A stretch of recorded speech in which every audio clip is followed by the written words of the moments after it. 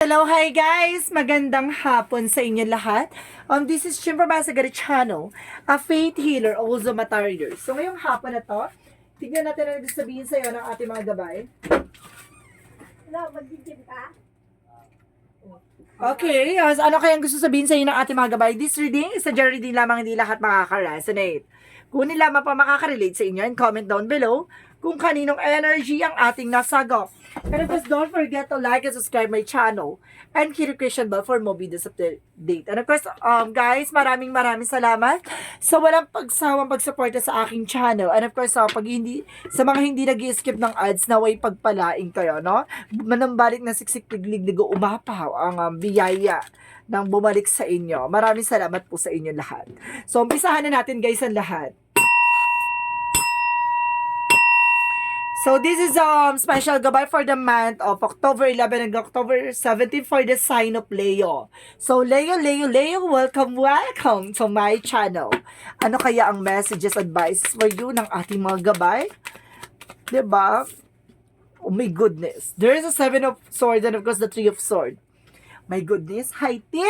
Merong taong nagsisinungaling behind your back or merong taong sinungaling manloloko, no? Na gusto ka talaga or sinasaktan ka back to back, no?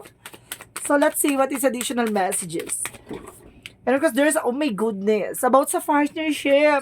So, ibig sabihin na itong partner mo ay maaaring nagsisinungaling sa'yo behind your back or there is a third party involved, no? And of course, there's a tower mode or suddenly, there's a separation and of course, there's a chaos, no? Maaaring nasira na ang inyong relasyon. And of course, there's an Ace of Pentacles and don't you worry, there's a good news for the Ace of Pentacles. There's a new material offer. And of course, a new big money coming in. Okay. And of course, there's a 2 of Swords, there's a decision. Kailangan mo mag-decision, no? Mayroon ditong kaakibat na, and of course, may kinalaman na malaking pera, no? At may malaking opportunity na talagang magre-reflect sa inyong pagkatao. And of course, sa inyong pamumuhay, no? May malaking pera talaga magiging epekto sa estado. And of course, sa inyong eksena, no? And of course, there's a Queen of Wands, no? There's a stability and control. So, nagkaroon ng cheating and lying to you that because of may babaeng kumukontrol. And of course, there's a 4 of Swords.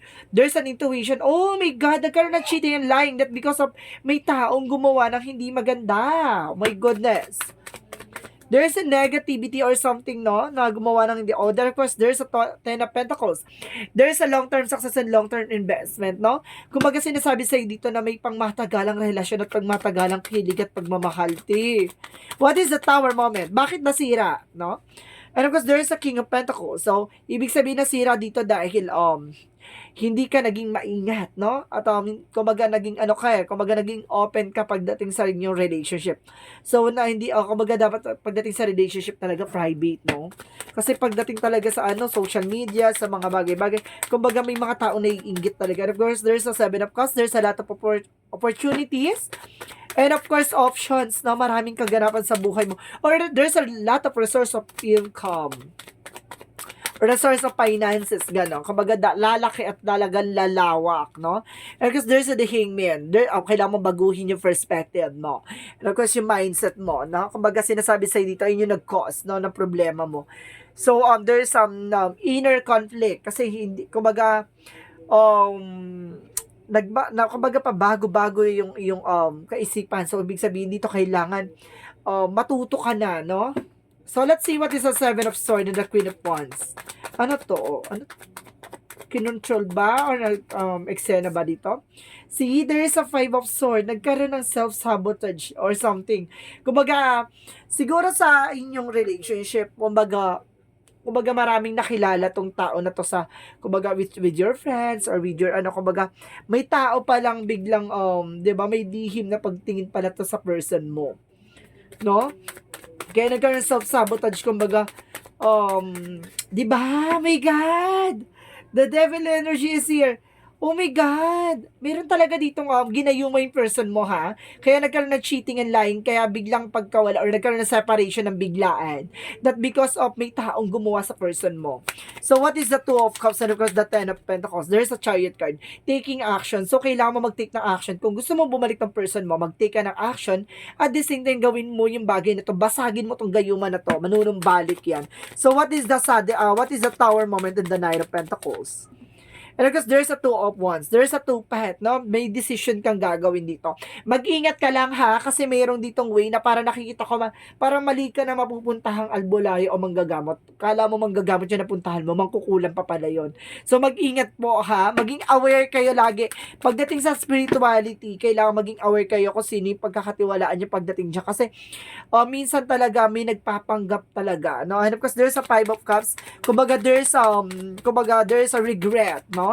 Kumbaga maraming opportunities pagdating sa finances. Kumbaga sa some of you, kumbaga maraming ding nasahin na finances. At the same time, there's a Four of Cups. Re-evaluate or analyze, no? Kailangan i-evaluate mo, i-analyze mo lahat-lahat na nangyayari sa paligid mo. So what is the outcome? Let's see, what is the outcome? Gusto kong makita yung outcome pagdating sa relationship. Kung about dito sa nagayuma. No, let's see, what is the outcome dito sa nagayuma na to? Ano yung pinaka magiging outcome? So, there's a temperance, there's a perfect timing, and there's a divine intervention. May paalala sa itong divine na to.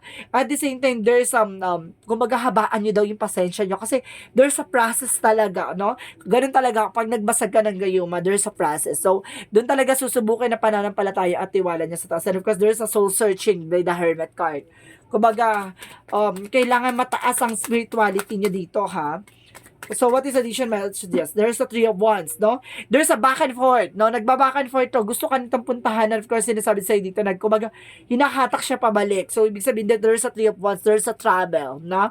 May travel dito, pero hindi niya ma-control. At the same time, there's a King of Wands. Kumbaga, there's a stability. Itong tao na to, kumbaga, control to, talaga nakukontrol na yung emotion niya, pero this time, kasi hawak siya ng spell. So, what is additional messages for this outcome? There's an Eight of Pentacles. About sa trabaho, negosyo, hanap buhay mo. Mag-focus ka daw dyan, ha? At the same time, there's a Six. Oh my God, there's a past. Kumbaga, it's either ex to or friend, no? Or relatives, no? Yung gumagawa na to, it's either friends, relatives, and of course, yung ex ng person mo. No? So, let's see what is the outcome for this. Pagdating sa finances.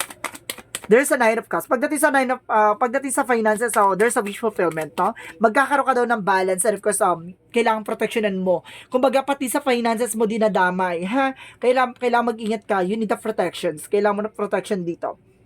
So, what is additional messages for love? Oracle card. For love, Oracle card, get my information. There's the chaser, no? Talagang closer. There's an abandonment issue. Talagang iniwan ka ng biglaan, ti. And because there is someone express love. So, ibig sabihin dito, gusto niyang tumawag, gusto niya mag-message sa'yo. Pero hindi niya magawa. May kumukontrol sa kanya. So, let's see what is the yin and yang oracle card. Yung gumagawa nito, it's either your friend, your ex ng person mo, or relatives, no? And of course, there's a harvest time. Makukuha mo naman daw what you deserve. At the same time, there is an alchemist, ancestor guides. Maaaring ginagabayan ka ng iyong mga gabay, no? Ng inyong mga mahal sa buhay na may yumao. And of course, there's a disharmony and trigger conflict. Ito yung nagbigay ng conflict sa inyo, no? So, what is the energy? Energy is magician and the mirror. See? Kumbaga sinasabi dito talagang nag-reflect, no? Talagang sinasabi maging aware kayo sa mga ginagawa nyo, no? Baka mag-reflect na din sa inyo. So at the same time, ha, maingat, no? Huwag kayong gumagawa ng action kagad nang alam nyong wala kayong protection kasi baka bumalik lang din sa inyo at maging maingat lang talaga kasi mamaya mataas ang standard or mataas ang range nung gumagawa. Mag-ingat. At the same time, there's angel of balance. Maging balance ka. Kasi ang paggawa ng yung mga gumagawa ng negative energy o yung gumagawa na yun na may black magic involved, kumbaga may range din yan, eh. Depende rin yan. Parang manggagamot din yan, ha? So, what is chakra messages? So, what is the chakra messages? There's an isolation. You're feeling isolation, no? Kumbaga, hindi ka makakilos, hindi ka makagalaw. And of course, there's a grief, no? Kumbaga pinagsisisihan mo yung mga nangyari sa'yo. Kumbaga, ganun talaga, nangyari na is nangyari. Hindi mo na mababalik yung nakaraan. So, what is additional messages for this angel spirit? At the same time, there's third eye. So, ibig sabihin clairvoyage. Kumbaga, there's a signs or synchronicities na hinahatid sa iyo ng ating angel spirit. And of course, there's a spiritual activation. Ay, taray! Tumalas ang spiritual activation mo or something na mayroong kakakayanan na third eye, no? Kumbaga, meron ka ding visions and intuitions. Kumbaga, may panaginip mo, pasok sa panaginip mo. No? Yung person mo. What is the Moonology? You're very close to achieve your goal. At the same time, what is additional? Work through your fears. Alisin mo yung takot at pangamba mo. Kailangan mo labanan ng takot mo. And of course, don't let pride get in your way. So, ibig sabihin dito, alisin mo yung ego mo, yung pride. No? Kasi alam mo kung bakit, ginawa niya yan sa'yo hindi dahil gusto kanya lokohin, no? Ginawa yan sa'yo kasi may gumawa ng hindi maganda sa kanya. So, there's an honesty. Maging totoo ka sa sarili mo. At the same time, there's imagination. Gamitin mo yung intuitions mo and of course, yung imagination mo or yung isip mo, no? Makapag-create ka ng bagay-bagay. Diyan papasok yung inner voice, no? So, what is the Jesus loving quotes? Whatsoever you shall ask, in the Father in my name, He will give it to you. Ano man yung hinihingi mo sa ating Ama na Panginoon, no? Ng buong may kapal. Sinasabi sa'yo dito na ibibigay niya sa'yo kung ano ba yung karapat-dapat ayon sa kalooban niya. Kapag alam niya, ibibigay niya sa'yo at ibabalik niya sa itong person mo, ibabalik niya sa ito. No? What is additional messages?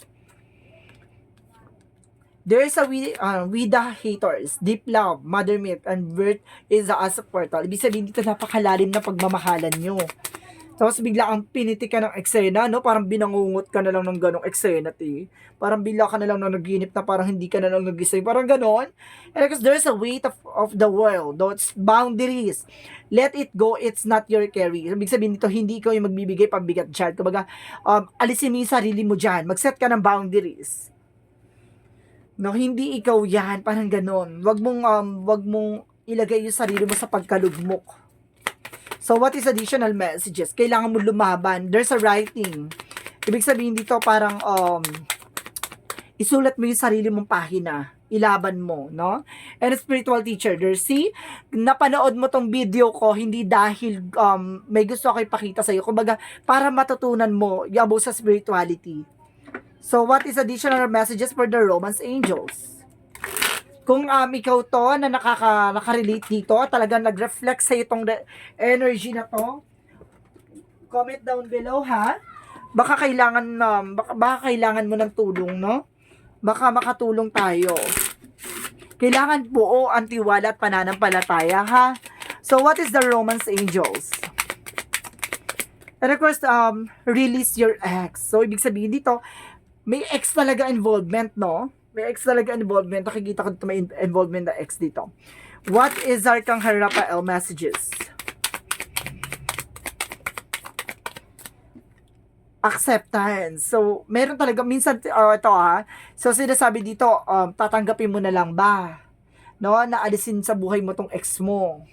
No? Sinasabi ni Arcangel na Raphael na pagtanggap, o ibig sabihin dito, o baka pagtanggap na, kumbaga yung mga bagay na nangyari sa'yo ay it's God purpose, no? So, what is the angel's number? Or sinasabi na acceptance, tatanggapin mo ba? Parang ganon. And of course, sinasabi dito, there's an I am compassionate.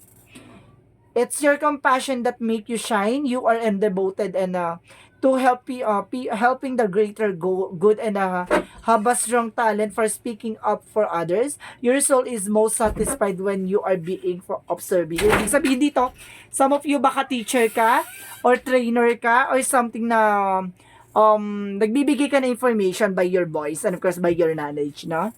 So let's see what is the messages of life. May go.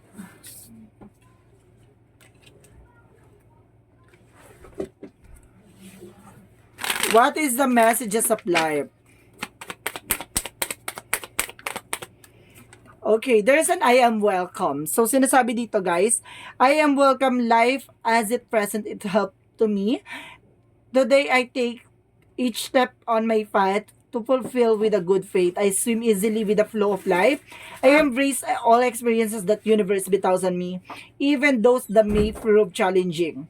I know all will fall into place for my greater good. Ibig sabihin dito, kumaga lahat na nangyayari sa'yo ay alam mong at the end of the time, kumaga yun sa kabutihan, no? Mangyayari dito, kumaga yung mangyayari sa'yo, kumaga ayon sa kalooban ng Diyos para sa ikabubuti mo, no? Kumbaga siguro sumasabay ka lang sa agos ng eksena at talagang nananampalataya at nagtitiwala ka in God purpose, no? Kumbaga alam mong ginawa sa iyo to at nangyari to sa iyo, mayroong dahilan at may rason kung bakit nangyayari to. Siguro hindi siguro para i-activate yung spirituality mo at maging ano ka, kumbaga maging wake up call sa iyo to, no? At maging kumbaga, maging aware ka sa nangyayari sa'yo. So, guys, this reading is special gabay for the month of October 11 hanggang October 17 for the sign of Leo. This reading is a journey lang lamang hindi lahat makaka-resonate. Kung nila ba pa makaka-relate sa inyo? And comment down below kung kaninong energy ang ating nasagap. And of course, maraming salamat sa walang sawang pagsuporta sa aking channel. Lalo na hindi na nag-i-skip ng ads na way pagpalaing kayo ng Diyos at may kapal. Maraming salamat po sa inyo. Ibalik po sa inyo na siksik umapaw na biyaya. And of course, don't forget to comment down below your full name, birthday, and of course, location nyo kung asan man kayo sulok ng mundo para sa susunod na reading natin, baka energy mo na ang masagap at mahagilap ng ating mga gabay. Thank you and God bless and see you in the next video. Bye-bye and babush!